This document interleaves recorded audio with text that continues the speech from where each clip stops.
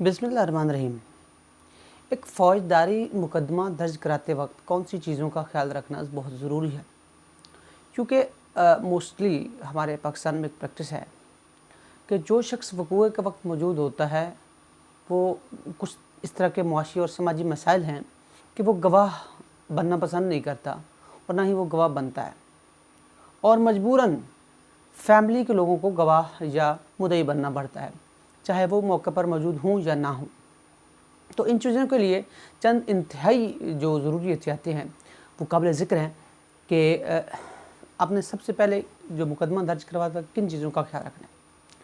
बुनियादी तौर पर तो आपने फॉर एग्ज़ाम्पल फ़ायर का मुकदमा है, बंदे को फायर लगा है, कत्ल हो गया है, तो आपने मुआयना ये करना है कि किस चीज़ का फ़ायर लगा है। आपने इस पर 100% श्योर होना है कि फ़ायर किस चीज़ का लगा है। अगर आपको ये इल्म नहीं है कि फ़ायर किस चीज़ का लगा है तो आप उसको तशख़ीस करें, तहकीक करें, उसके बाद लिखवाएं कि इस चीज़ का फ़ायर लगा है। अपनी एफ़आईआर पे फ़ायर लिखवाएं कि इस चीज़ का लगा है, चूँकि अगर पिस्टल का फ़ायर होगा उसकी इंजरी की जो नेचर है वो डिफरेंट होगी।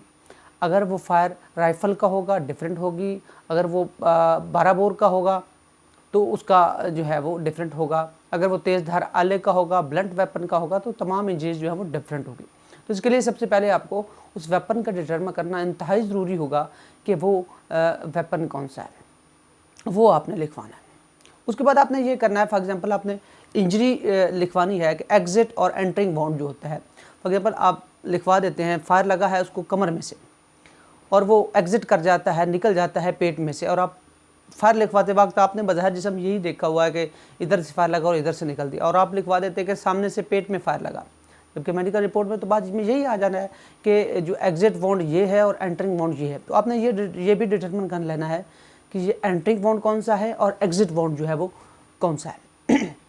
इसके बाद आपने एक और जी इंतहाई काबिल ज़िक्र चीज़ है वो ये लिखवानी है कि आपने जो MLC होगा उस पर प्रोबेबल ड्यूरेशन ऑफ इंजरीज़ जो होगा वो लिखा होगा।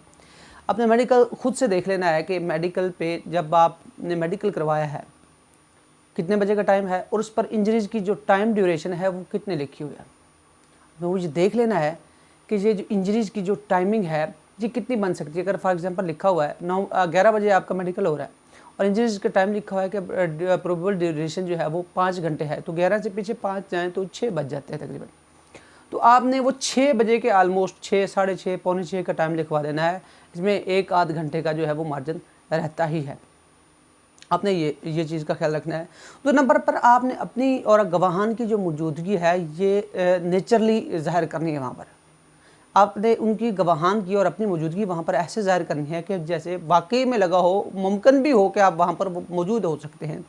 आप ने वहाँ पर किसी भी तरह से अपनी मौजूदगी जब ज़ाहिर करें तो आप लगे एक कॉमनली, अब अगर आपको प्रमा फशे भी देखा जाए तो ऐसा ही लगे कि ये वहाँ पर मौजूद हो सकता है, और जो काम बता रहा है कि मैं इस काम के सिलसिले में वहाँ पर मौजूद था तो ये मौजूद होगा। तो ये चीज़ें आपने जो है वो इंतहाई एहतियात करनी है जब आप अपना मुकदमा दर्ज करें। इसके बाद आपने एक बड़ी काबिल ज़िक्र चीज़ जो आपने लिखवानी है वो आपने रिसीट इंजरीज़ जो लिखवानी है, जो इंजरीज़ उसको रिसीव हुई हैं, किस तरह से इंजरीज़ लिखी गई हैं वो आपने उनकी तरतीब लिखवानी है, कहाँ कहाँ पर इंजरीज़ लिखी हैं। आपने अज़ाफ़ी इंजरी कोई नहीं लिखवानी।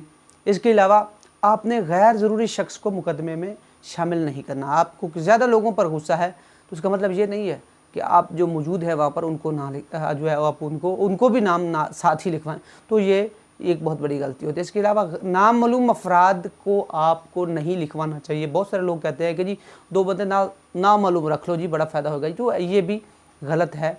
इसमें नामालूम लोगों को भी नहीं रखना चाहिए, जो जेन्युइन लोग हैं उन्हीं को रखना चाहिए।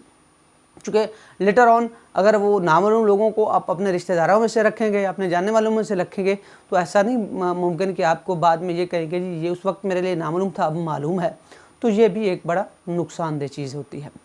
तो ये चीज़ें जो हैं ये आपने लिखवानी होती हैं, उनका जो है वो इंतहाई गौर से जो है वो आपने ये चीज़ें लिखवानी है। That's it.